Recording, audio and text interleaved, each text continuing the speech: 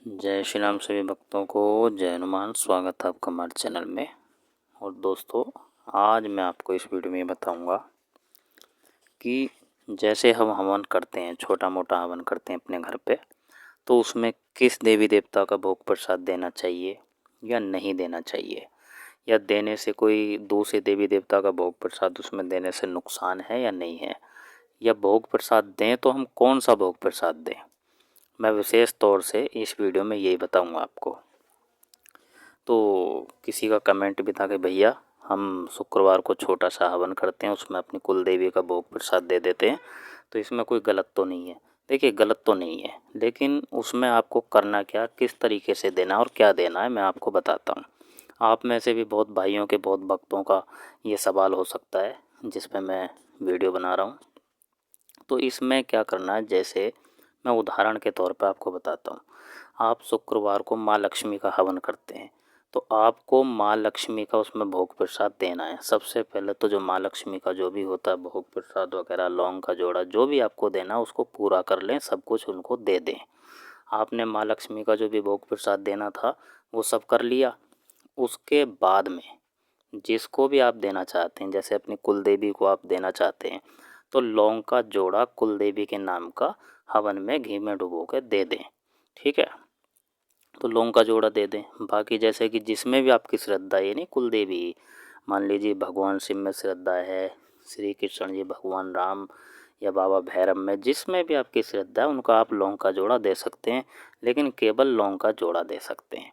अगर आप उनका भोग देना चाहते हैं, जैसे कि जो उनका प्रॉपर भोग है, जो प्रिय भोग है उनका, जैसे हनुमान जी का गुड़ चना मिश्री, बूंदी का लड्डू का, ये उनका भोग है। माँ काली का लौंग बतासा जायफल, ये उनका भोग है।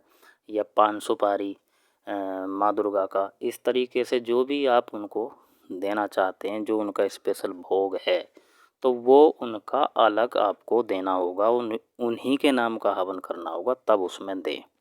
मेरा कहने का मतलब यहाँ ये है, आप जिसका हवन कर रहे हैं तो भोग प्रसाद केवल उन्हीं के नाम का उसमें दें। बाकी लौंग का जोड़ा किसी के भी नाम का आप उस हवन में दे सकते हैं। अब कैसे दें, जैसे कि कुल देवी का आपको देना है, तो आपको देना है ओम मम कुल देवी भियो नमः, और ऐसे बोल के घी में डुबो के लौंग का जोड़ा आपको उस हवन में दे देना है। हे माता रानी, हे मेरी कुल देवी, ये आपके नाम का लौंग का जोड़ा, इसको स्वीकार करें। उसके बाद में जिसमें भी आपकी श्रद्धा है, उन्हीं देवी देवता का एक लौंग का जोड़ा लें, घी में डुबोएं और हवन में दे दें। ये आपके नाम का आप स्वीकार करें। ये आपको बाद में देना है, जिसका आप हवन कर रहे हैं पहले उनका भोग प्रसाद देकर पूरा कर लें जो भी उनको देना है। उसके बाद में जिनका भी आप देना चाहें वो लौंग का जोड़ा आप दे सकते हैं। लेकिन उस हवन में जो भोग प्रसाद दिया जाएगा वो उन्हीं का दिया जाएगा जिनका आप हवन कर रहे हैं। ठीक है, तो बाकी आप अग्यारी करके भी दे सकते हैं, ऐसी बात नहीं है। कि जो उपला कंडा गोसा होता है उसको जला के जो अंगारी बना लेते हैं, कहीं पे अंगारी बोलते हैं, कहीं अग्यारी बोलते हैं, तो अग्यारी करके, और जो विशेष दिन उनका होता है, जैसे माँ काली का सोमवार का है, हनुमान जी का मंगलवार का, उस दिन अग्यारी करके उनका भोग प्रसाद जो भी है उनको दे सकते हैं। बाकी जो हवन है या अग्यारी है, अग्यारी हो या हवन हो, उस पर भोग प्रसाद उन्हीं का दिया जाएगा जिनका आप वो कर रहे हैं, अग्यारी कर रहे हैं या हवन कर रहे हैं। बाकी सभी देवी देवताओं का जो भी आप देना चाहते हैं वो लौंग का जोड़ा आप उनमें दे सकते हैं। ठीक है, तो भोग तो उन्हीं का दें जिनका आप हवन कर रहे हैं, चाहे वो लड्डू का हो या चूरमा हो या जो बर्फ़ी हो, मिठाई हो, कुछ भी हो, जो भी आप देते हैं तो उन्हीं का दें जिनका आपने हवन किया है। बाकी इसमें ऐसा नहीं है कि आपने एक ही हवन में किसी और का भी भोग दे दिया है तो उसमें कोई दिक्कत हो जाएगी, कोई परेशानी हो जाएगी, आपने गलत कर दिया, ऐसा बिल्कुल नहीं है। ऐसा नहीं है कि आपको कोई हानि हो सकती, हानि नहीं हो सकती, हानि नहीं होगी।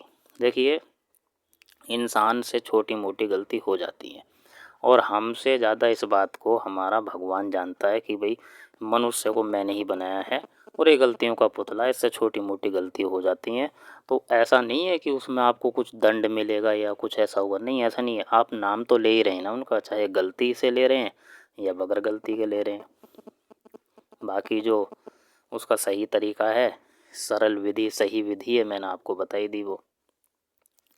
और वैसे तो मैंने इसमें भोग प्रसाद के बारे में सब कुछ बता ही दिया है। बोलिए जय श्री सीताराम, जय हनुमान, जय माता की।